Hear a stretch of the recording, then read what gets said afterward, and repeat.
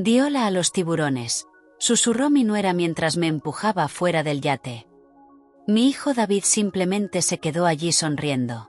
Su plan era robar mi fortuna de $3.000 millones. Pero cuando regresaron a casa más tarde esa misma noche, yo estaba sentada en mi sillón favorito con un regalo muy especial esperándolos. Si estás viendo esto, suscríbete y dime desde dónde me estás viendo. Déjame retroceder un poco y contarte cómo un martes por la mañana perfectamente normal terminó conmigo cayendo al océano Atlántico. Supongo que debería haberlo visto venir.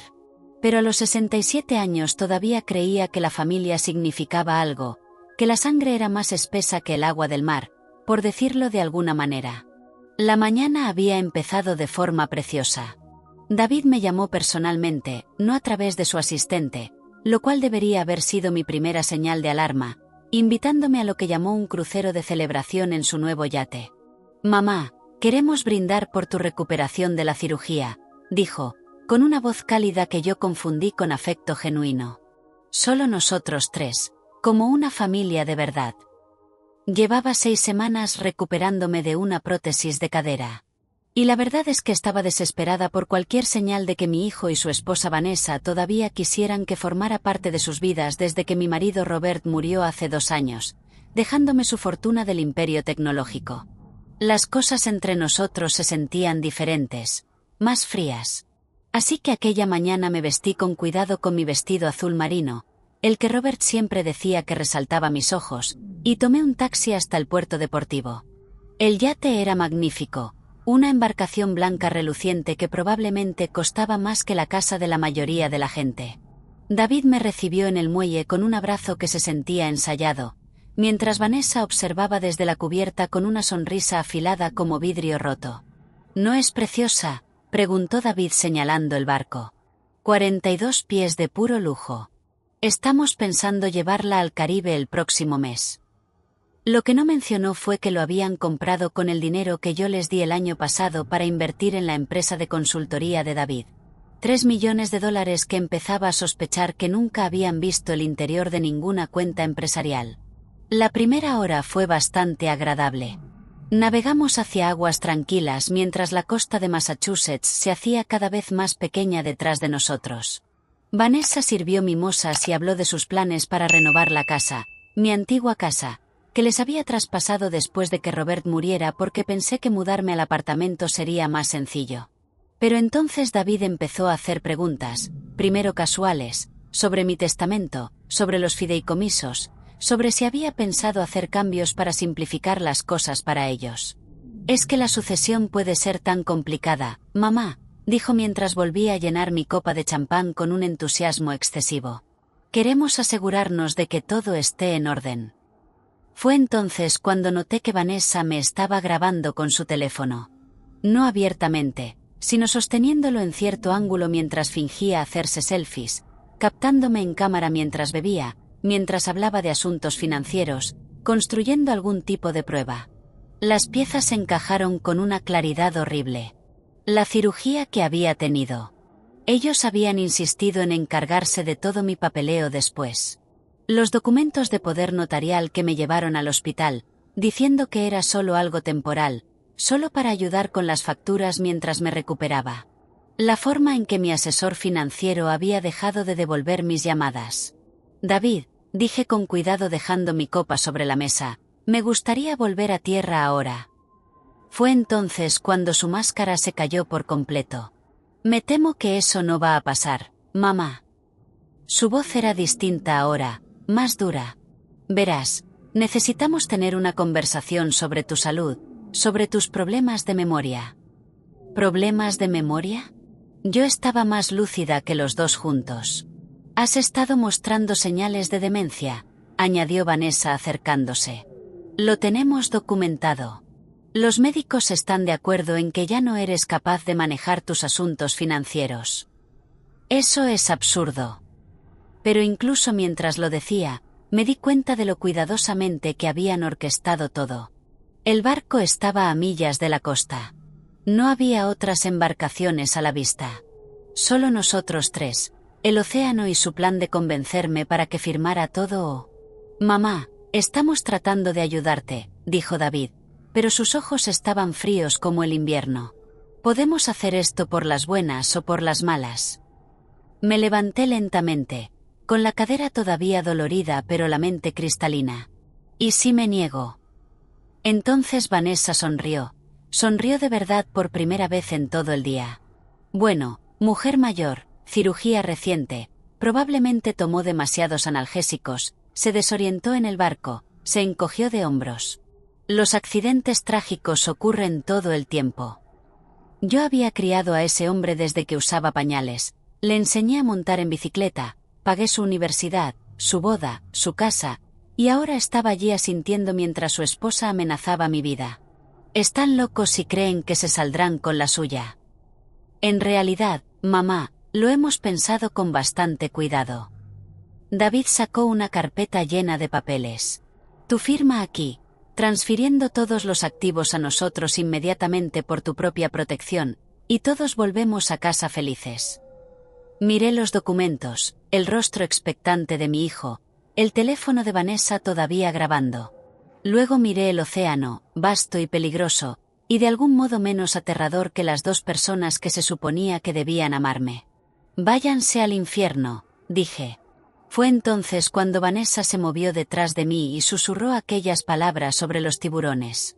El empujón no fue violento. Eran demasiado inteligentes para eso. Solo un empujón repentino cuando yo estaba desequilibrada mirando el agua. Y caí, con vestido azul marino y todo, al frío Atlántico. Mientras golpeaba el agua oía a David gritar, «¡Mamá! ¡Dios mío, mamá!». Pero también escuché la voz de Vanessa más baja hablando por teléfono. «Sí, necesitaremos que presentes la petición de emergencia a primera hora del lunes. Claramente no está en condiciones». Luego el agua se cerró sobre mi cabeza y tuve problemas más grandes que su traición. Soy una nadadora fuerte. Robert y yo solíamos nadar cada mañana, pero el frío me paralizó y la ropa me arrastraba hacia abajo. Me quité los zapatos de una patada y salí a la superficie jadeando justo a tiempo para ver el yate alejándose a toda velocidad. De verdad me estaban dejando allí para morir. Fue entonces cuando vi el barco de pesca. El capitán Jake Morrison era exactamente el tipo de hombre que saltaría a aguas infestadas de tiburones para salvar a una abuela que se está ahogando. Tenía más de 60 años, curtido por décadas en el océano y con una brújula moral que parecía faltar en mi propio árbol familiar. «Santo cielo, señora, ¿qué le pasó?», preguntó mientras él y su nieto adolescente me subían a su barco pesquero. Yo temblaba sin control. Los dientes me castañeteaban tan fuerte que apenas podía hablar. Jake me envolvió en una manta que olía a sal y aceite de motor mientras su nieto Tyler arrancaba el motor. Mi familia, logré decir entre dientes temblorosos. Ellos, el yate. Los vimos salir disparados como un demonio, dijo Jake con expresión sombría. Ni una sola vez miraron atrás. ¿Qué clase de gente deja a alguien flotando en medio del océano? Del tipo que hereda $3.000 millones si yo no estoy para detenerlos, pensé. Pero en voz alta solo dije, del tipo que en realidad no es familia. Jake llamó por radio a la guardia costera mientras Tyler me envolvía con otra manta. Aquí Mal y Sue. Hemos sacado del agua a una mujer a unas 12 millas al sureste de Gloucester. Está consciente, responde, pero necesita atención médica. Espera, dije agarrando el brazo de Jake. Por favor, no dejes que sepan que me encontraste. Todavía no. Jake me estudió con los ojos agudos de alguien que había visto suficiente de la vida como para reconocer cuando alguien huye de algo más que del agua fría. ¿Estás en algún tipo de problema? Sí, pero no del tipo que imaginas. Respiré hondo con dificultad. Necesito llegar a tierra sin que nadie sepa que sobreviví. ¿Puedes ayudarme? Tyler miró a su abuelo con incertidumbre. Abuelo, no deberíamos. Deberíamos y no deberíamos son cosas curiosas, dijo Jake lentamente. A veces hacer lo correcto no se parece a seguir las reglas. Volvió a tomar la radio. Guardia costera, aquí Mal y Sue. Falsa alarma en ese rescate. Resultó ser basura flotando en el agua. Todo despejado. Mientras nos dirigíamos hacia un pequeño muelle privado, Jake ya lo sabía. Le conté todo sobre David y Vanessa, sobre el dinero, sobre los documentos que querían que firmara. Jake escuchó sin interrumpir, su expresión volviéndose cada vez más oscura con cada detalle.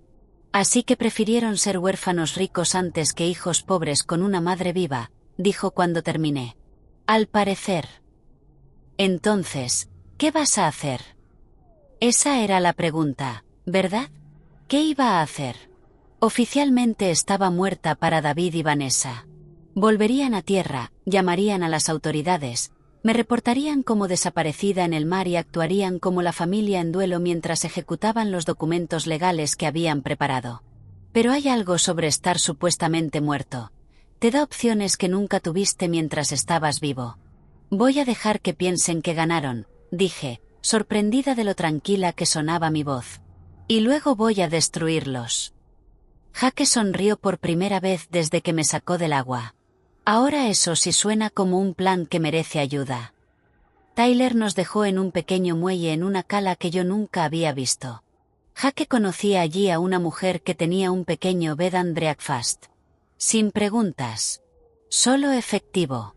La señora Chen, una mujer de más de 70 años con aspecto duro que al verme empapada empezó inmediatamente a calentar sopa. Ni siquiera parpadeó cuando Jake explicó que necesitaba un lugar donde quedarme fuera del radar durante un tiempo. Cariño, llevo 30 años llevando este lugar, dijo sirviendo caldo de pollo en un cuenco. He visto gente huyendo de todo tipo de cosas. Mientras no traigas violencia a mi puerta, eres bienvenida. Aquella noche, mientras David y Vanessa probablemente estaban presentando informes policiales sobre su madre trágicamente desaparecida, yo estaba sentada en la cocina de la señora Chen con ropa prestada planeando su caída. Jake aceptó ser mis ojos y mis oídos. Su barco se usaba legítimamente para excursiones de pesca, lo que significaba que a menudo estaba cerca del puerto deportivo donde David guardaba el yate. Podía vigilar sus movimientos, escuchar sus conversaciones, tal vez incluso investigar por su cuenta. Hay algo que no entiendo, dije mientras bebía mi tercera taza de café. ¿Cómo pensaban hacer esto legal? Incluso si muriera por accidente, hay procedimientos, investigaciones. Eso también me ha estado molestando, dijo Jake. Tenían que tener algo más que firmas falsificadas, alguien desde dentro. Aquella noche hice una lista de todas las personas que habían tenido acceso a mi información financiera desde que Robert murió. Mi abogado, mi contable, mi asesor financiero, los directores del banco, los administradores del fideicomiso. Alguien había estado alimentando a David y Vanessa con información, ayudándolos a planear esto, y yo iba a descubrir quién. Pero primero necesitaba saber exactamente qué historia estaban contando sobre mi desaparición. La señora Chen tenía un viejo ordenador con acceso a Internet y pasé horas leyendo las noticias sobre el trágico accidente de barco que había acabado con la vida de la viuda del empresario Robert Harrison. Los artículos pintaban la imagen de una familia en duelo lidiando con el deterioro mental de una mujer anciana.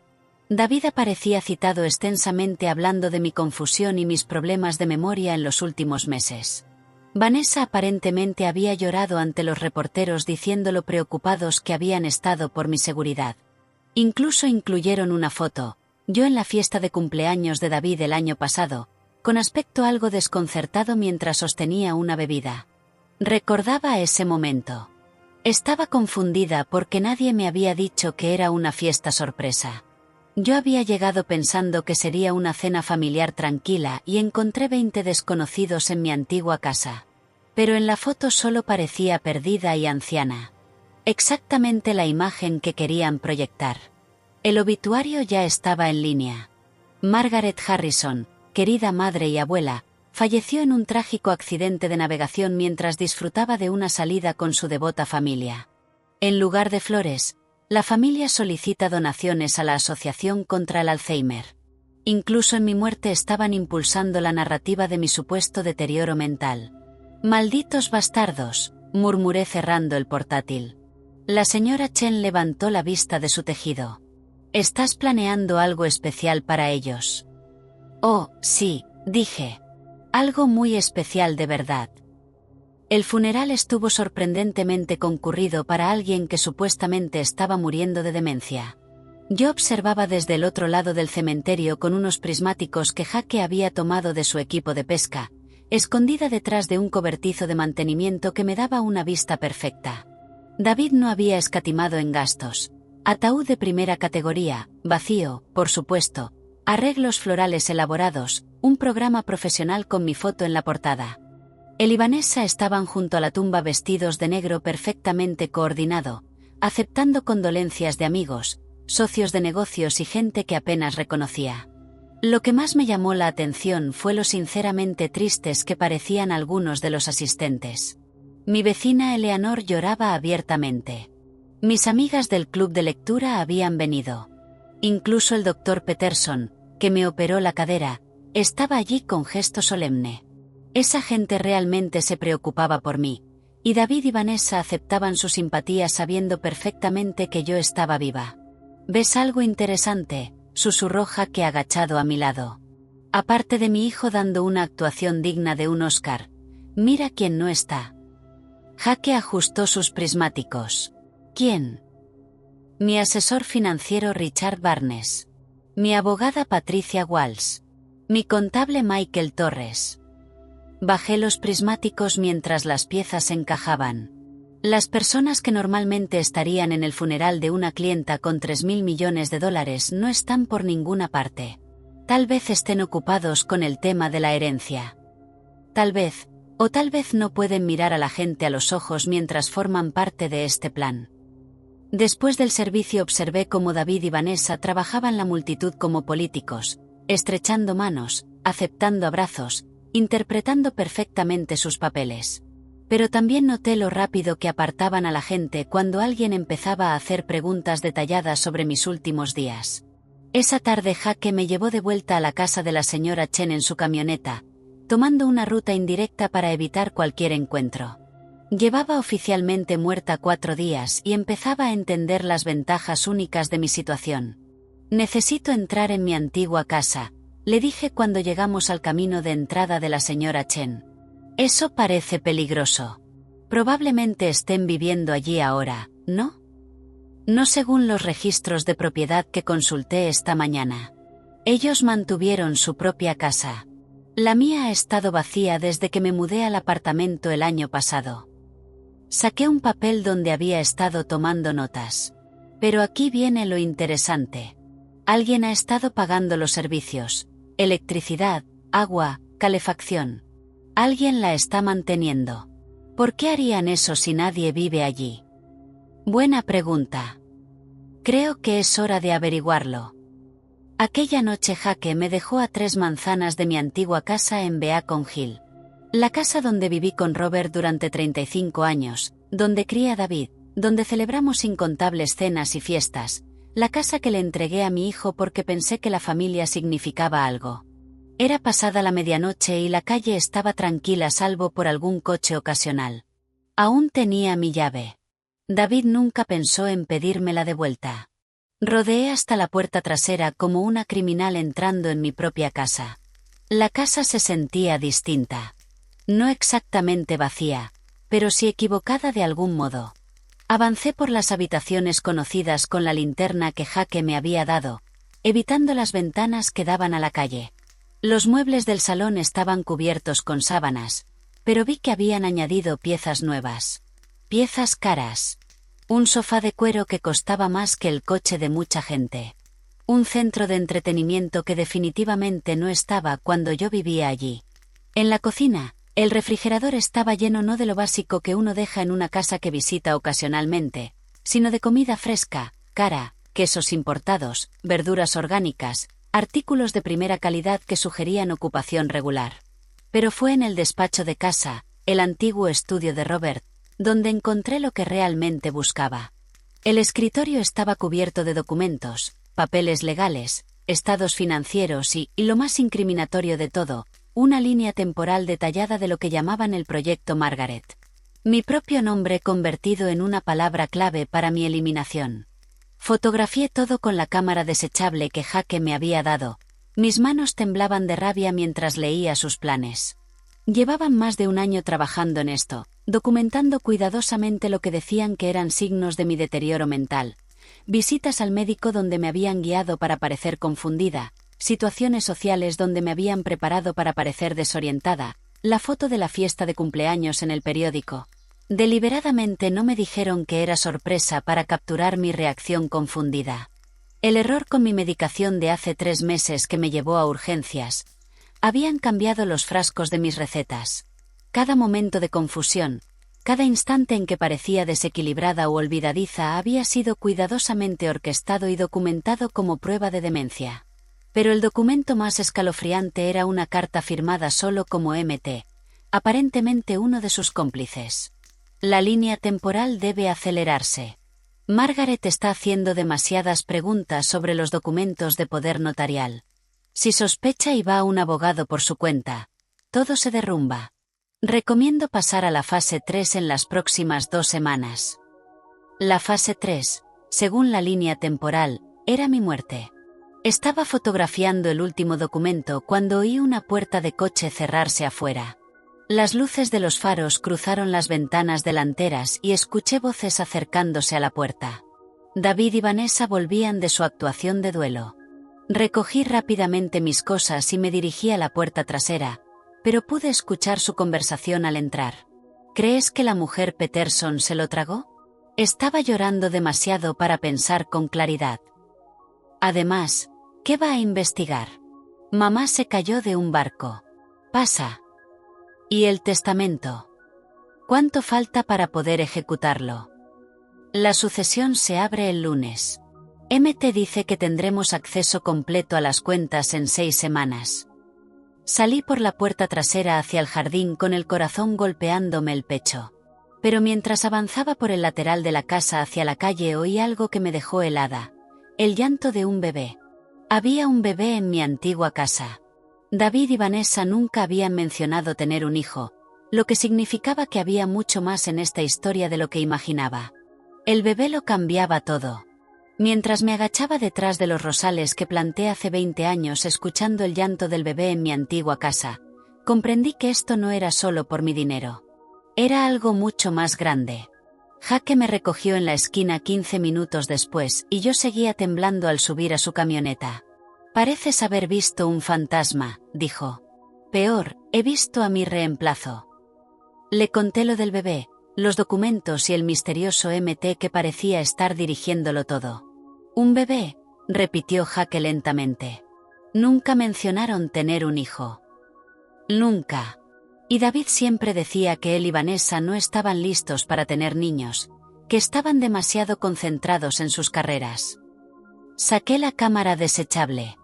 Necesito revelar estas fotos, pero no en ningún lugar donde puedan tener contactos.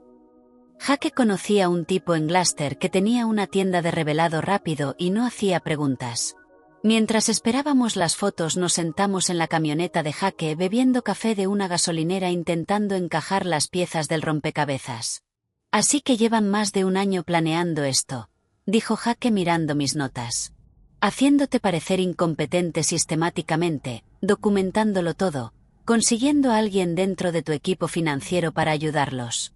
Y ahora hay un bebé involucrado, lo que significa que o han estado mintiendo sobre tener hijos o... Me detuve. Otra posibilidad apareció en mi mente. O el bebé no es suyo. ¿Qué quieres decir? Piénsalo.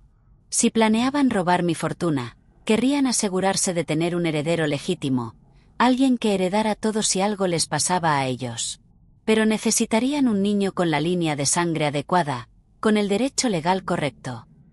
Jaque me miró preocupado. ¿Crees que robaron un bebé? Creo que hicieron algo. Y creo que MT, quien quiera que sea, es la clave para entender que... Cuando revelaron las fotos fueron devastadoras. Pruebas claras de su conspiración de un año entero, con líneas temporales, informes médicos falsos y proyecciones financieras que mostraban cómo planeaban gastar mi dinero. Pero la foto más perturbadora fue la última. Un certificado de nacimiento que casi había pasado por alto, escondido bajo otros papeles. Bebé Harrison, nacido hace 3 semanas. Madre Vanessa Harrison. Padre David Harrison. Pero yo había estado con Vanessa hacía solo 4 días en aquel yate. Definitivamente no estaba recuperándose de un parto. Este certificado de nacimiento es falso, le dije a Jake. Completamente fabricado. Entonces, ¿de quién es el bebé? Aquella noche no pude dormir. Estuve acostada en la habitación de invitados de la señora Chen mirando el techo y pensando en todo lo que había descubierto. Mi hijo y mi nuera habían pasado más de un año destruyendo sistemáticamente mi reputación, planeando mi asesinato y falsificando documentos para robar mi fortuna. Y ahora tenían un bebé cuya existencia ocultaban al mundo. A la mañana siguiente tomé una decisión que me sorprendió incluso a mí. Voy a volver, le dije a Jake durante el desayuno. Pero no a la casa. Voy a seguirlos. Eso es peligrosísimo. Margaret, si te ven. No me verán. Para ellos soy comida de peces. Extendí un mapa local sobre la mesa de la cocina de la señora Chen. Mira, tienen que llevar al bebé a algún sitio durante el día. Guardería, niñera, algo. Los bebés no desaparecen 8 horas mientras sus padres fingen ser una familia en duelo. Jake miró el mapa con dudas. ¿Y qué esperas encontrar? La verdad sobre ese bebé, y con suerte la identidad de MT. La señora Chen, que había estado escuchando en silencio mientras lavaba los platos, finalmente habló. Hay un investigador privado en la ciudad que me debe un favor. Es profesional, discreto y muy bueno siguiendo a la gente sin que lo vean. No puedo involucrar a nadie más en esto, protesté. Cariño, dijo la señora Chen secándose las manos con un paño de cocina, ya hace rato que esto dejó de ser algo que puedas manejar sola. Esa gente intentó matarte. No van a dudar en volver a intentarlo si descubren que sigues viva. Por supuesto, tenía razón, pero contratar a un investigador privado significaba admitir ante más personas que en realidad no estaba muerta. Significaba ampliar el círculo de gente que conocía mi secreto. ¿Qué clase de favor te debe ese investigador?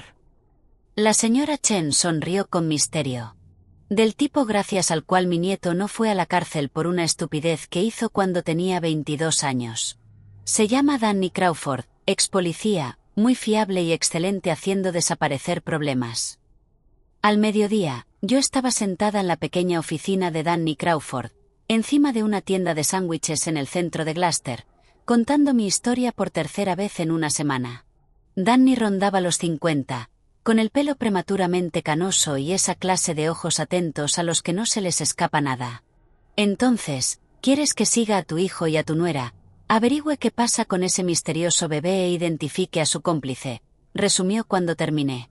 Así es. ¿Y con qué me vas a pagar? Porque, según los periódicos, todos tus bienes están congelados hasta que se resuelva la sucesión. Saqué un sobre que había preparado antes. En efectivo. Tengo dinero de emergencia escondido en una caja de seguridad que David no conoce.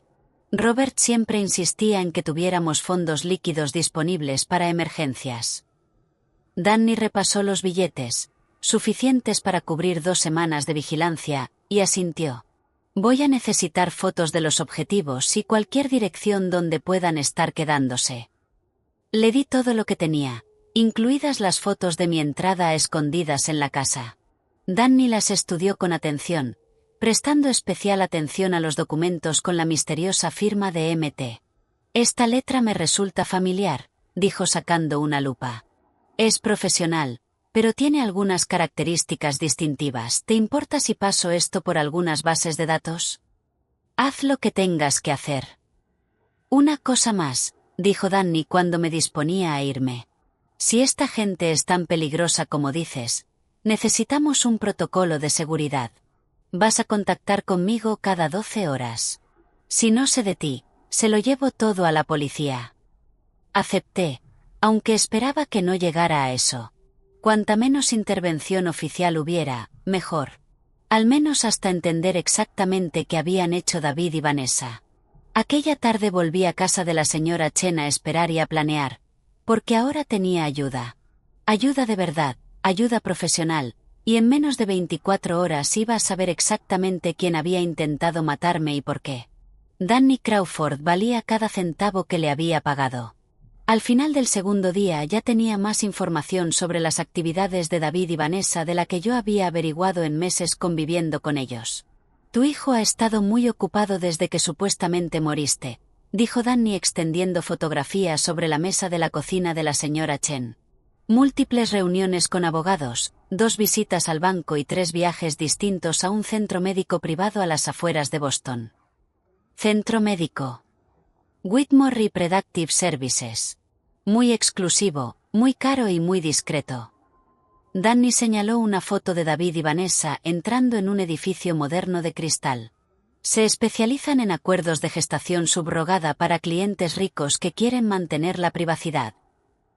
Las piezas empezaban a encajar y la imagen que formaban me revolvía el estómago. Compraron un bebé. Eso parece. Y no cualquier bebé. Solicitaron específicamente un recién nacido que pudiera pasar por su hijo biológico. Según mi contacto en Whitmore, los acuerdos se hicieron hace 8 meses, pagados en efectivo, con instrucciones de dejar preparado el certificado de nacimiento de antemano. La señora Chen dejó 3 tazas de café y se unió a nosotros en la mesa.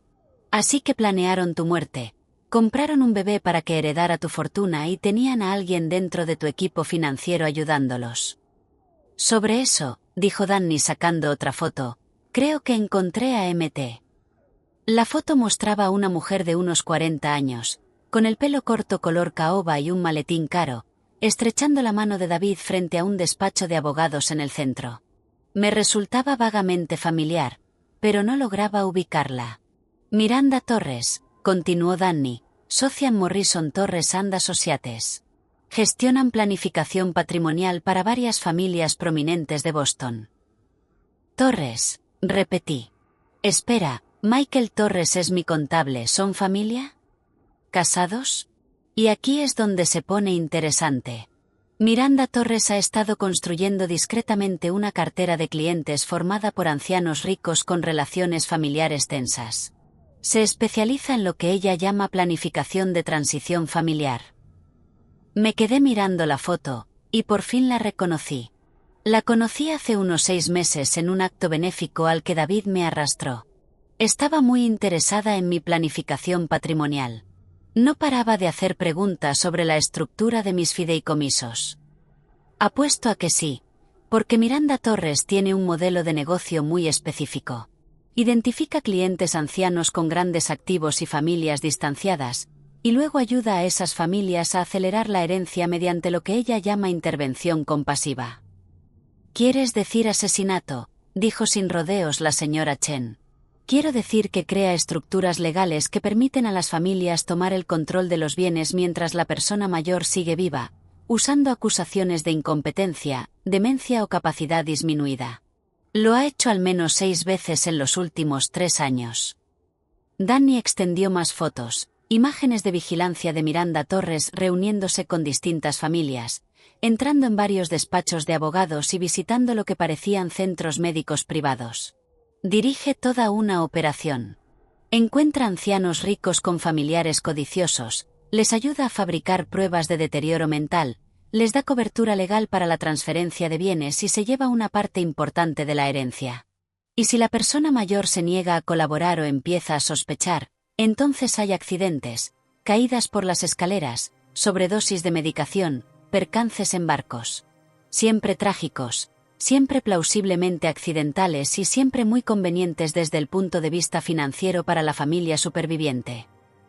Sentí náuseas. Esto no iba solo de mi dinero. Era una operación sistemática contra ancianos vulnerables. ¿A cuántas personas ha matado? ¿Que yo pueda demostrar? Ninguna. ¿Qué sospecho? Al menos a 12 en los últimos 5 años. Es muy buena cubriendo sus huellas y solo trabaja con familias que pueden ofrecer explicaciones alternativas plausibles para la muerte de sus parientes. Tenemos que detenerla. Lo haremos. Pero antes tenemos que entender exactamente qué han puesto ya en marcha tu hijo y tu nuera.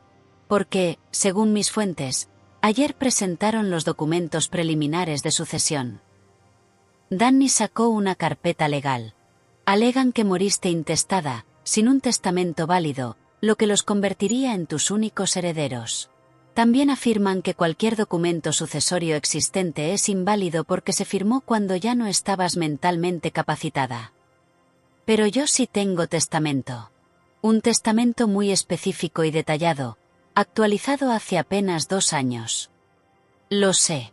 Lo encontré. Danny abrió la carpeta y sacó un documento familiar, mi testamento, con lo que parecía ser mi firma al final.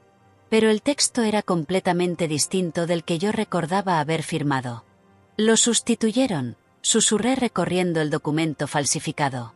Esto se lo deja todo a David, con disposiciones para cualquier futuro hijo que pudiera tener, incluido el bebé que acaban de conseguir a través de Whitmore Reproductive Services. Me levanté y me acerqué a la ventana de la señora Chen, mirando el océano. Una semana antes yo era una viuda en duelo intentando mantener una relación con la única familia que me quedaba. Ahora era una víctima de intento de asesinato que había sobrevivido a su propia ejecución, descubriendo que su hijo formaba parte de una organización criminal más amplia que se dedicaba a atacar ancianos. «Hay algo más», dijo Danny con suavidad. «Sobre el bebé». Me giré para mirarlo. La madre biológica era una chica de 17 años llamada Sarah Collins. Se había escapado de casa en Maine. Sin familia, sin red de apoyo. Miranda Torres la encontró en un refugio de Portland y le ofreció $50,000 por gestar el bebé de una pareja cariñosa que no podía tener hijos. ¿Dónde está ahora? La expresión de Danny se volvió sombría. Según los registros médicos, murió por complicaciones durante el parto. Pero hablé con una enfermera de Whitmore que se acuerda de Sarah. Era una chica sana, sin factores de riesgo, con un embarazo normal hasta el día en que dio a luz. La implicación quedó flotando en el aire como humo. La mataron, dije. Eso creo, pero aún no puedo probarlo. Danny reunió sus fotos. Lo que sí puedo probar es que tu hijo y tu nuera forman parte de una organización criminal que lleva tiempo asesinando ancianos para quedarse con su dinero. Y mañana por la mañana van a reunirse con Miranda Torres para finalizar la transferencia legal de tus bienes. Volví a sentarme, con la mente a toda velocidad. ¿Dónde? En la oficina de Torres, en el centro.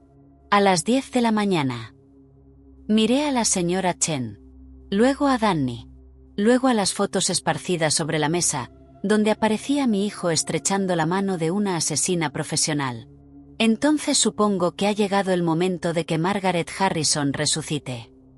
Lo más difícil de planear tu regreso de entre los muertos es decidir qué público merece llevarse primero el susto. Podía enfrentarme a David y Vanessa en privado, dándoles la oportunidad de explicarse, pero eso suponía asumir que merecían una explicación. O podía hacer pública mi resurrección y permitir que descubrieran que seguía viva de la misma forma que el resto del mundo. Elegí la tercera opción, una aparición estratégica. ¿Quieres hacer qué?, preguntó Danny cuando le expliqué mi plan. Quiero que sepan que sigo viva, pero que no sepan cuánto sé sobre su operación. Quiero que tengan miedo, que se desequilibren, que cometan errores. La señora Chen asintió con aprobación. Guerra psicológica. Me gusta. El plan era simple, pero eficaz. Mientras David, Vanessa y Miranda Torres estaban en su reunión en el centro repartiéndose mis bienes, yo iba a hacer notar mi presencia de formas más sutiles.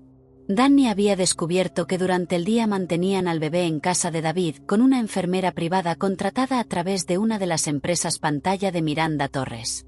La enfermera, una mujer llamada Carol Peterson, no tenía ni idea de que estaba cuidando a un bebé que básicamente había sido comprado mediante la muerte de su madre adolescente. Carol es buena persona, me aseguró Danny después de investigar sus antecedentes. Madre soltera, titulada en enfermería, historial limpio. Probablemente cree que está ayudando a una familia legítima con el cuidado del recién nacido. Entonces merece saber la verdad. Aquella mañana, mientras David y Vanessa estaban en el centro borrándome legalmente de la existencia, yo estaba en el porche delantero de mi antigua casa tocando el timbre. Carol Peterson era más joven de lo que esperaba, quizá unos 35 años, con ojos cansados y una calidez genuina. Abrió la puerta sosteniendo un biberón y vestida con un uniforme lleno de dibujos animados.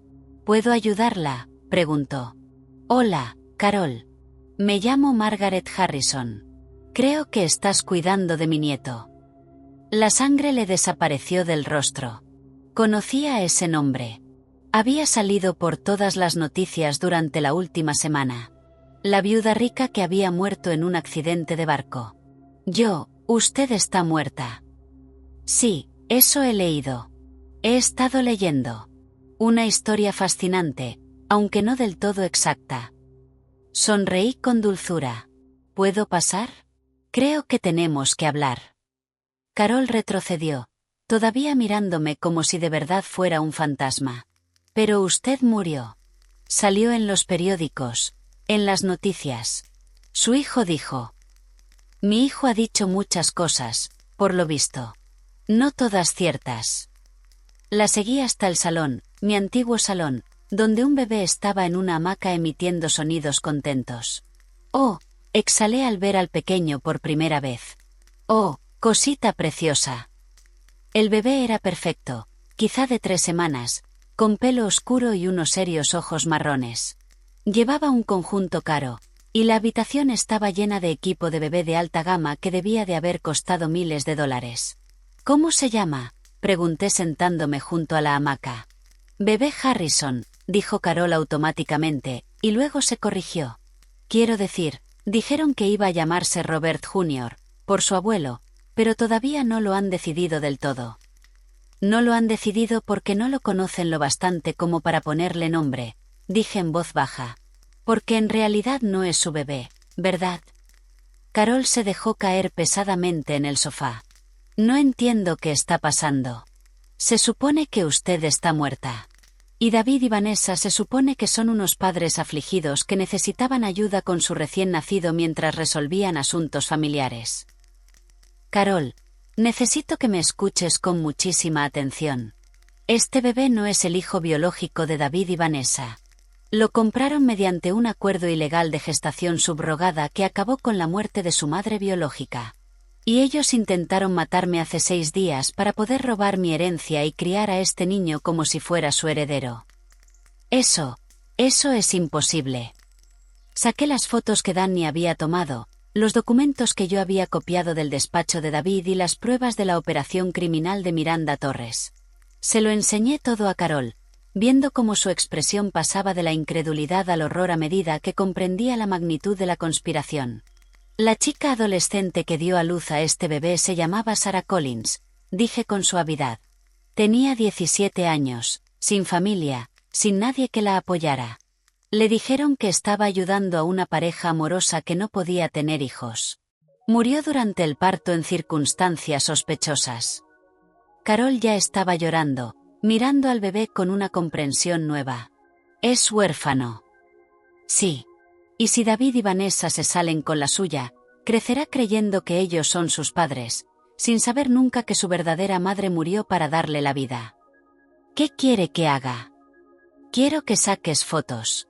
Que documentes todo lo que puedas sobre cómo lo tratan, que te han dicho, quién más ha estado implicado, y luego quiero que me ayudes a asegurarme de que este bebé crezca sabiendo la verdad sobre de dónde viene. Carol se secó las lágrimas y asintió. Su verdadero nombre debería ser Robert Sarah Harrison, por su abuelo y por su madre biológica. Es perfecto. Pasé 1 hora con Carol y con el pequeño Robert Sarah, haciendo fotos, documentando todo lo que había en mi antigua casa y explicándole qué iba a pasar a continuación. Carol aceptó seguir cuidando del bebé mientras reunía pruebas en secreto y me mantenía informada sobre los movimientos de David y Vanessa. Volverán hacia el mediodía, me dijo cuando me preparaba para irme. Siempre regresan a comer para verlo, hacer llamadas y ocuparse de negocios. Perfecto. Para entonces ya habrán recibido mi primer mensaje. Mientras yo hablaba con Carol, Danny había estado ocupado en el centro. Había aparcado enfrente del edificio donde estaba la oficina de Miranda Torres con un teleobjetivo, sacando fotos de David y Vanessa entrando al edificio, reuniéndose con Torres y estrechando manos sobre lo que ellos creían que era mi certificado legal de defunción. Pero el verdadero regalo fue lo que Jake entregó en el despacho de su abogado mientras ellos estaban reunidos. Yo había escrito una nota sencilla en papel elegante. Queridos David y Vanessa, Los informes sobre mi muerte han sido muy exagerados. Tenemos que hablar. Con cariño, mamá. PD. Dale recuerdos al pequeño Robert Sara. Es precioso. La nota fue entregada por mensajero exactamente a las 11:47 de la mañana, mientras ellos seguían en la oficina de Torres terminando el papeleo de la sucesión. Según Danny, que observaba desde la acera de enfrente, los tres salieron corriendo del edificio a los pocos minutos de recibir la nota, con la cara blanca de pánico. La guerra psicológica había empezado. Y aquella tarde, cuando regresaran a mi antigua casa esperando encontrar intacta su cómoda conspiración, iban a descubrir que su víctima supuestamente muerta había estado muy ocupada. Porque no solo estaba viva. Estaba furiosa. Estaba armada con pruebas y estaba lista para la guerra. Yo estaba sentada en mi sillón favorito, el que Robert me había regalado en nuestro 20º aniversario, cuando David y Vanessa volvieron de su reunión con Miranda Torres. Me coloqué de forma que yo fuera lo primero que vieran al cruzar la puerta principal de lo que antes era mi casa. La expresión de sus rostros valió los 6 días que pasé en el Atlántico. «Hola, queridos», dije con amabilidad, sin levantarme. «¿Qué tal la reunión? Espero que no firmarais nada importante mientras yo estaba fuera». Vanessa gritó. Gritó de verdad, como si acabara de ver cobrar vida su peor pesadilla, que supongo que era exactamente lo que estaba ocurriendo. David se quedó inmóvil con la boca abierta, todavía con las llaves en la mano, mirándome como si fuera a desaparecer si pestañeaba con suficiente fuerza. ¿Sorprendidos?, pregunté. Tengo que decir que las noticias de mi muerte fueron terriblemente prematuras. Aunque disfruté leyendo mi propio obituario. ¿Donaciones al Alzheimer? ¿En serio? Fue un bonito detalle. Carol apareció desde la cocina cargando al bebé Robert Sara. Había estado esperando en la parte de atrás de la casa, como habíamos planeado, lista para presenciar lo que ocurriera después. La señora Harrison me pidió que sacara al bebé, dijo Carol nerviosa. Quería conocer a su nieto como es debido. ¿Su nieto? Vanessa encontró por fin la voz, aunque salió como un graznido. Carol, esta mujer está... ¿muerta? Completé yo amablemente. Sí, eso ya lo cubrimos. Resulta que ahogarse es más difícil de lo que parece, sobre todo cuando hay gente buena alrededor que te saca del agua. David por fin consiguió hablar. Mamá, nosotros creíamos que la Guardia Costera había buscado. La Guardia Costera buscó restos, no supervivientes. Qué curioso cómo funciona eso cuando nadie denuncia que una persona cayó por la borda. Cogí al bebé de brazos de Carol y lo acomodé con cuidado. Hola, pequeño Robert Sara. Yo soy tu verdadera abuela, no de las que intentan comprarte con dinero manchado de sangre. No se llama Robert Sara, soltó Vanessa, recuperando parte de su compostura. Se llamará como decidamos nosotros porque es nuestro hijo. Ah, sí. Bajé la mirada hacia el bebé, que me observaba con aquellos serios ojos marrones. Dime, Vanessa, ¿cuándo diste a luz exactamente? Porque hace 4 días, en ese yate, desde luego no tenías el aspecto de alguien que hubiera parido 3 semanas antes. El parto fue privado. Sí, estoy segura de que fue muy privado. Tan privado que la verdadera madre murió durante el parto en circunstancias misteriosas. Levanté la vista hacia los dos.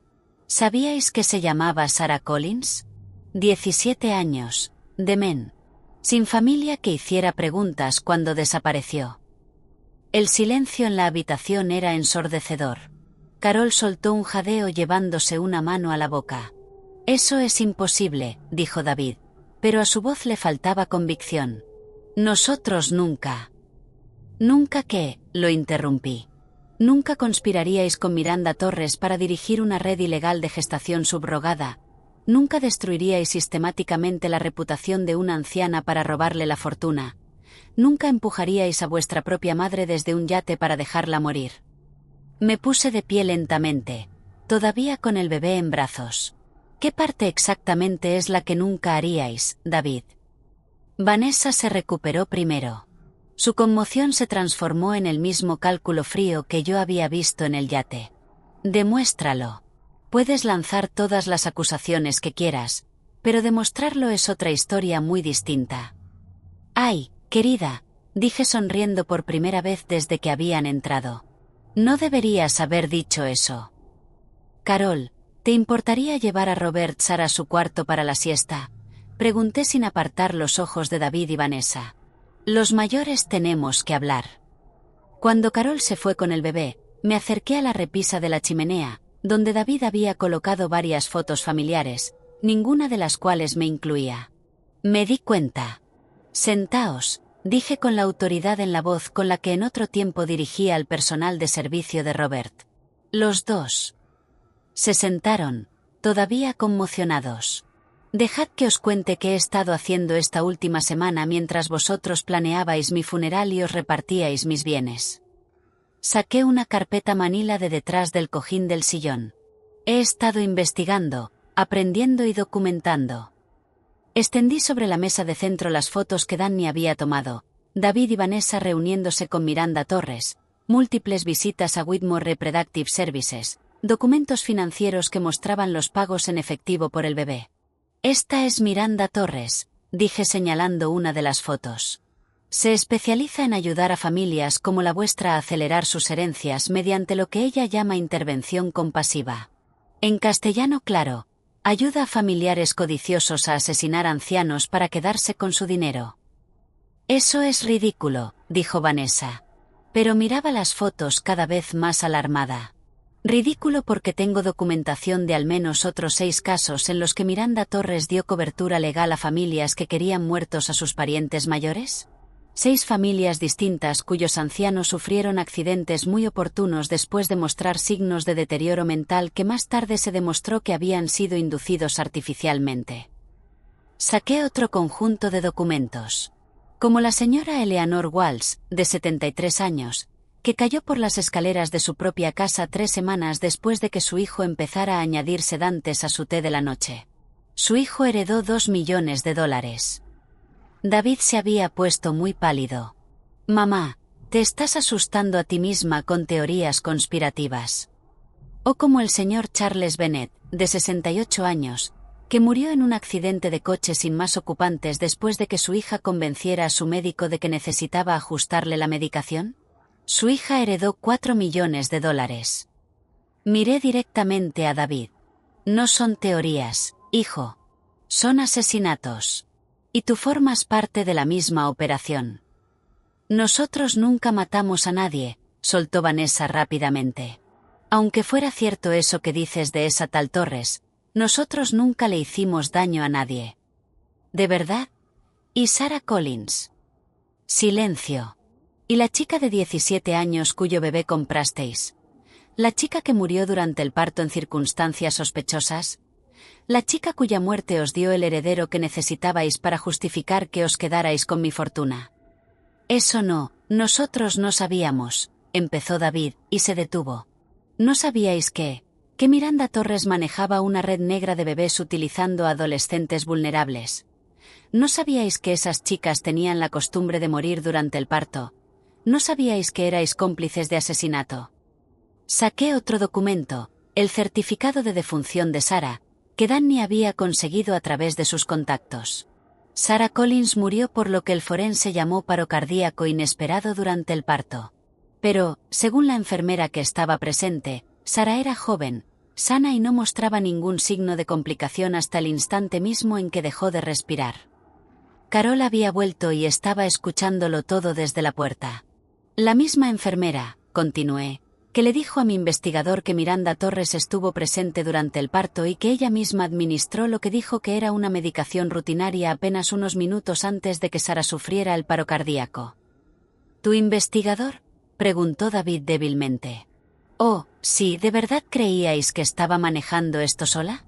Tengo un investigador privado, fotos de vigilancia, registros financieros, documentos médicos y testimonios de múltiples fuentes. Sonreí con frialdad. También tengo algo más que quizá os parezca interesante. Me acerqué al que antes era el escritorio de Robert y abrí el cajón de arriba, sacando una pequeña grabadora digital. He estado grabando toda esta conversación. Cada palabra que habéis dicho, cada admisión que habéis hecho, cada pieza de evidencia que habéis confirmado. Levanté la grabadora. ¿Sabíais que en Massachusetts solo hace falta el consentimiento de una de las partes para grabar una conversación?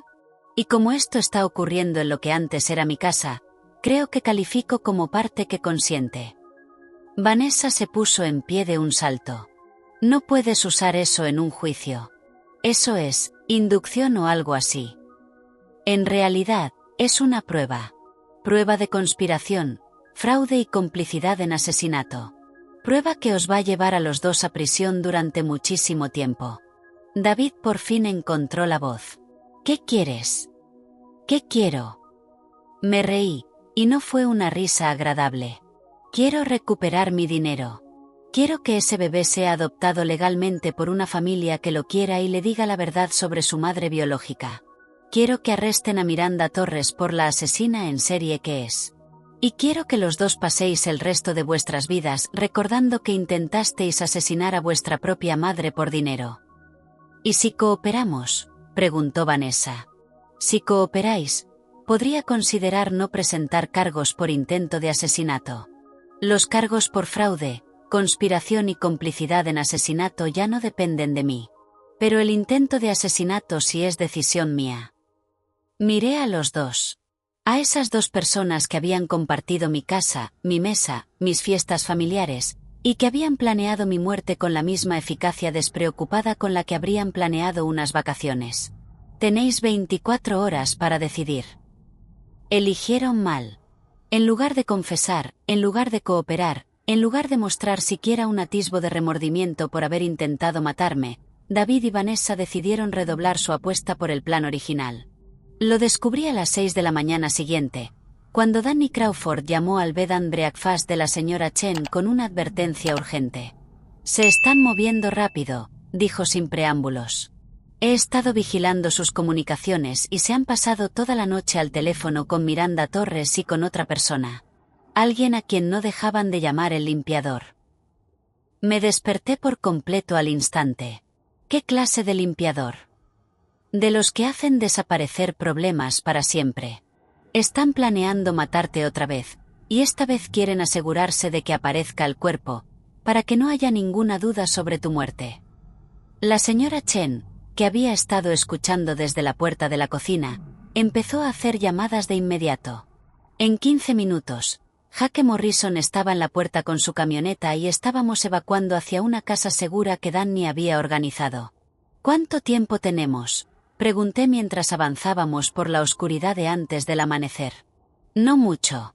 El limpiador que contrataron llega hoy por la mañana en un vuelo desde Nueva York. Según mis fuentes, se especializa en hacer que los asesinatos parezcan accidentes, y tiene una tasa de éxito perfecta. La casa segura era una pequeña cabaña en una isla privada a la que solo se podía llegar en barco. Jake conocía al dueño, otro pescador que le debía favores y no hacía preguntas. Llegamos justo cuando el sol empezaba a salir sobre el Atlántico. Esto es una locura, dije, sentada en la mesa de la cocina de la cabaña con una taza de café, intentando procesar lo que estaba pasando. Mi propio hijo ha contratado a un asesino profesional para matarme. La gente hace cosas terribles por dinero, dijo Jake con gesto sombrío. Pero no vamos a dejar que se salgan con la suya. Danny llegó una hora después con noticias aún más inquietantes. Es peor de lo que pensábamos. Miranda Torres no solo dirige una trama de asesinatos por herencias. Forma parte de una red mucho más grande. Llevan años atacando a ancianos ricos por toda Nueva Inglaterra. Extendió fotografías y documentos sobre la mesa. He identificado al menos 20 muertes sospechosas en los últimos 5 años. Todos ancianos adinerados, todos con familiares codiciosos, todas clasificadas como accidentales o naturales a pesar de circunstancias que deberían haber desencadenado investigaciones. ¿Cómo consiguen salir impunes? Tienen gente dentro del sistema. Forenses, detectives de policía, jueces de sucesiones. No es solo un negocio familiar. Es crimen organizado con un perfil de víctima muy específico. La señora Chen, que había insistido en venir con nosotros a pesar del peligro, Estudiaba las fotografías con ojo agudo. A esta mujer de aquí, dijo señalando una foto de vigilancia, la he visto antes. ¿Dónde?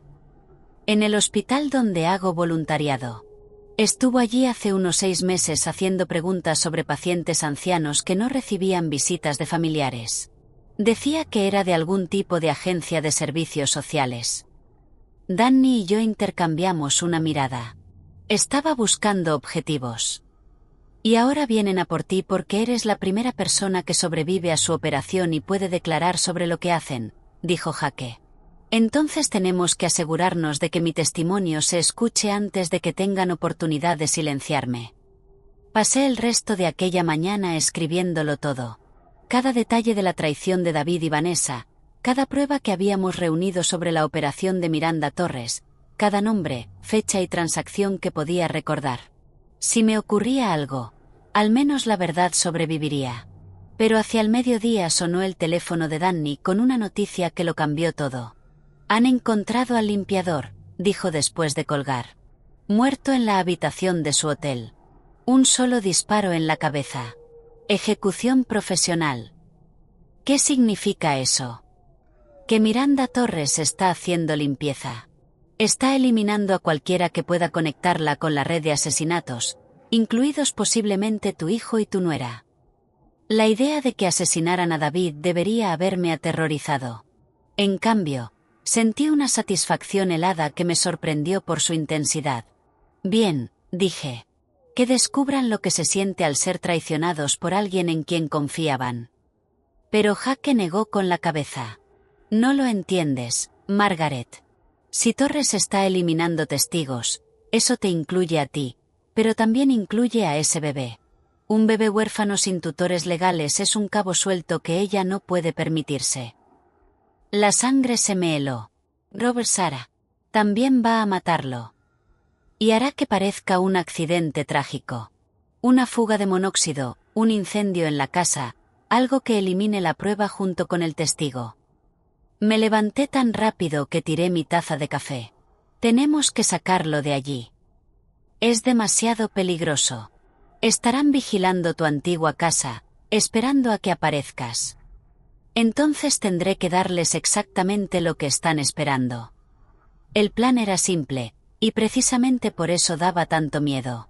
Yo me entregaría a David y Vanessa, dejaría que pensaran que habían ganado y confiaría en que Danny y Jake estarían colocados en posición para rescatarnos, tanto a mí como al pequeño Robert Sarah, cuando Miranda Torres apareciera para hacer limpieza. Es el plan más estúpido que he oído en mi vida, dijo la señora Chen mientras nos preparábamos para volver al continente. Es la única manera de salvar a ese bebé, respondí, comprobando los dispositivos de grabación ocultos que Danny me había dado, y de conseguir suficientes pruebas para derribar toda la red de Torres. Danny había estado vigilando las comunicaciones durante toda la mañana. Miranda Torres venía conduciendo desde Nueva York y planeaba llegar a mi antigua casa al caer la tarde. A David y Vanessa se les había dicho que me tuvieran allí viva para que Torres pudiera interrogarme sobre lo que sabía antes de organizar mi accidente definitivo. ¿Creen que voy a intercambiar mi vida por la del bebé?, le dije a Jake mientras su barco se acercaba al muelle de Gloucester. No tienen ni idea de que llevo días planeando esto. Los dispositivos de grabación habían sido colocados por toda mi antigua casa, instalados por Carol Peterson mientras David y Vanessa estaban fuera haciendo los preparativos con Torres. Carol también había colocado cámaras en puntos estratégicos y se escondería en el sótano con el pequeño Robert Sarah, lista para escapar por la antigua entrada del servicio si algo salía mal. ¿Estás segura?, preguntó Jake al llegar al muelle. Estoy segura de que, si no hago esto, un bebé inocente morirá por la codicia de mi hijo. Y con eso no podría vivir. Caminé hasta la puerta principal de mi antigua casa exactamente a las 6 en punto. Tal como habíamos acordado, David abrió la puerta, demacrado y asustado. «Mamá», dijo, y por un instante oí en su voz a mi niño pequeño, al hijo que crié, quise y por quien me sacrifiqué. «Hola, David. He venido, tal como prometí». Vanessa caminaba de un lado a otro por el salón, completamente descompuesta, sin rastro de su compostura habitual. «Ella llegará pronto», dijo sin mirarme. «Miranda Torres». Quiere hablar contigo. No me cabe duda. Mamá, empezó David, pero se detuvo. Nunca quise que esto llegara tan lejos. Pero lo dejaste llegar, respondí simplemente. Lo dejaste llegar tan lejos porque 3.000 millones de dólares valían más para ti que la vida de tu madre. No pudo sostenerme la mirada. Miranda Torres llegó exactamente a las 7. Era más pequeña de lo que esperaba, una mujer pulcra, de aspecto profesional, que podría haber sido la contable o la abogada de cualquiera, y supongo que eso era precisamente. Señora Harrison, dijo amablemente tendiéndome la mano como si nos estuviéramos encontrando en un cóctel. Me alegra mucho que haya sobrevivido a su accidente náutico.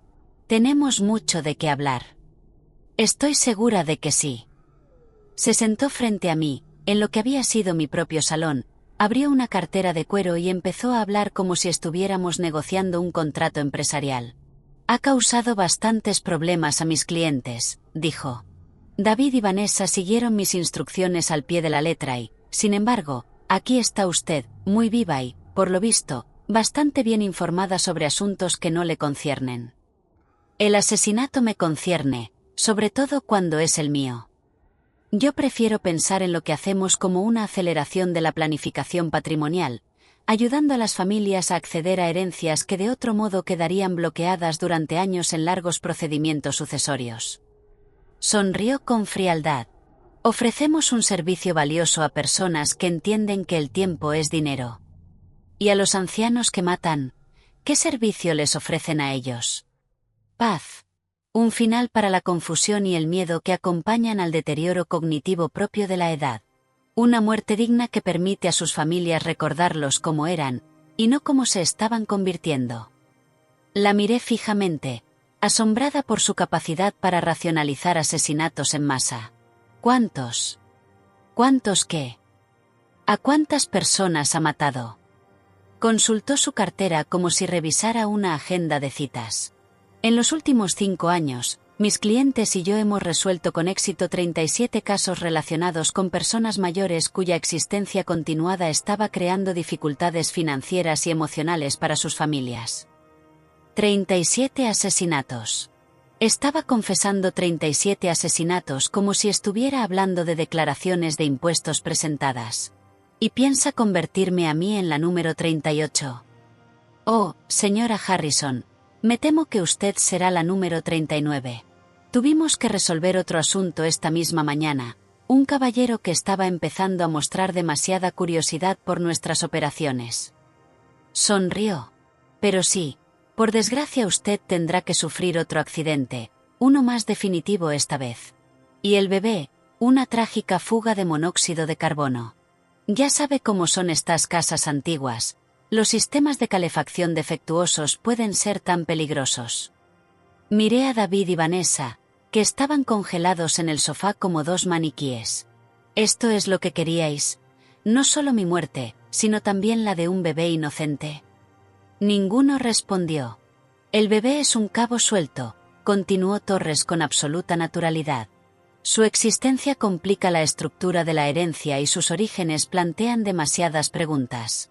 Mucho más sencillo eliminarlo ahora y afirmar que David y Vanessa han quedado trágicamente sin hijos y necesitan el apoyo emocional que solo una gran fortuna puede proporcionar. Fue entonces cuando sonreí por primera vez desde su llegada. Señorita Torres, dije amablemente, creo que hay algo que debería saber. ¿Y qué es eso? Que está detenida. Los agentes del FBI entraron por todas las puertas al mismo tiempo, por delante, por detrás, por el sótano e incluso por las ventanas. Habían estado escuchando cada palabra que Miranda Torres había pronunciado, grabando su confesión sobre 37 asesinatos y sus planes para cometer 2 más. Miranda Torres, anunció la agente Sarah Chan, queda detenida por conspiración para cometer asesinato, fraude electrónico, abuso de ancianos y crimen organizado. Torres intentó huir. De verdad salió corriendo hacia la cocina, probablemente con la esperanza de escapar por la puerta de atrás. Recorrió poco menos de 2 metros antes de que 3 agentes la derribaran sobre el suelo de madera de mi antigua casa. David y Vanessa simplemente se quedaron sentados en shock mientras la agente Chan les leía sus derechos. Margaret Harrison, dijo la agente Chan volviéndose hacia mí con una sonrisa, eso ha sido extremadamente peligroso y extremadamente bien hecho. Resultó que Danny Crawford no era solo un investigador privado. Era un antiguo agente del FBI que llevaba tiempo trabajando encubierto para investigar la red de abuso contra ancianos que Miranda Torres dirigía. Mi caso había ofrecido la oportunidad perfecta para conseguir que Torres confesara en una grabación toda su operación. Llevamos siguiéndole la pista 2 años, explicó la agente Chan mientras la casa se llenaba de técnicos forenses. Pero era demasiado cuidadosa, demasiado inteligente. Nunca participaba directamente en los asesinatos. Siempre utilizaba intermediarios y se aseguraba de conservar una negación plausible. Hasta hoy, dije. Hasta hoy, cuando confesó 37 asesinatos mientras planeaba otros 2 ante equipos de grabación federales. Carol Peterson subió desde el sótano con el pequeño Robert Sara en brazos, ambos sanos y salvos. ¿Ya ha terminado?, preguntó. Ha terminado, confirmé, tomando al bebé en mis brazos. Al menos la parte peligrosa ha terminado. La parte legal llevó meses. David y Vanessa fueron acusados de conspiración para cometer asesinato, fraude, abuso de ancianos y complicidad en asesinato por la muerte de Sarah Collins. Ambos aceptaron acuerdos de culpabilidad, 25 años para David, 20 para Vanessa. Miranda Torres fue a juicio y fue declarada culpable de todos los cargos. Cadena perpetua sin posibilidad de libertad condicional. La red que había construido fue desmantelada a lo largo del año siguiente. Otros 17 conspiradores fueron detenidos, incluidos forenses corruptos, abogados especialistas en sucesiones y familiares que habían participado en los asesinatos. La investigación reveló que la operación había robado más de $200 millones a víctimas ancianas en 6 estados. Pero el resultado más importante fue el pequeño Robert Sara. Lo adopté legalmente con el pleno apoyo del sistema judicial y de la familia extensa de Sarah Collins, que fue localizada viviendo en Canadá. Estaban agradecidos de que alguien estuviera dispuesto a criar al hijo de Sara y contarle la verdad sobre su valiente madre, una chica joven que había intentado darle una vida mejor.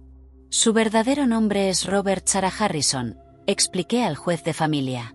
Robert por su abuelo, Sara por su madre biológica y Harrison porque esa es la familia que lo va a querer y criar con la verdad sobre de dónde viene. La jueza, una mujer de unos 60 años que había seguido el caso muy de cerca, sonrió. Creo que Sarah Collins estaría orgullosa de cómo terminó su historia. Ahora tengo 72 años, 5 años después, y Robert Sara es un niño extraordinario que sabe perfectamente quién es y de dónde viene. Sabe que su madre biológica fue una adolescente valiente llamada Sara que quería que tuviera una buena vida. Sabe que su padre adoptivo y su madrastra intentaron utilizarlo en un plan que le costó la vida a Sara. Y sabe que a veces las personas que se supone que deben quererte más son precisamente de quienes tienes que protegerte. La señora Chen sigue llevando su bed and breakfast, aunque ahora también trabaja como asesora, ayudando a otras personas mayores que sospechan que sus familias quizá no tengan en mente su bienestar. Jake Morrison sigue con sus excursiones de pesca, aunque también se ha convertido en una especie de leyenda local por sacar a abuelas moribundas del océano Atlántico. Y Danny Crawford, agente Crawford, sigue trabajando para el FBI, pero me manda tarjetas de Navidad todos los años con fotos de otras personas mayores a las que le salvó la vida. En cuanto a David y Vanessa, siguen en prisión. David me escribe cartas a veces intentando explicar por qué hizo lo que hizo, pidiéndome perdón, diciendo que fue manipulado por gente más inteligente que él. Yo no respondo. Porque esto es lo que aprendí durante mi semana como mujer muerta. La familia no va de sangre, ni de obligación, ni de herencias. Va de estar presente cuando alguien te necesita, de proteger a los vulnerables y de elegir el amor por encima de la codicia todos y cada uno de los días. Robert, Sara y yo tenemos ahora ese tipo de familia. Una en la que nadie empuja a nadie por la borda, nadie roba fondos fiduciarios y nadie tiene que morir para que otro se haga rico. Es una familia muchísimo mejor que aquella en la que nací, y desde luego mejor que la que yo misma crié. Gracias por escuchar. No olvides suscribirte y, si quieres, comparte tu historia en los comentarios. Tu voz importa.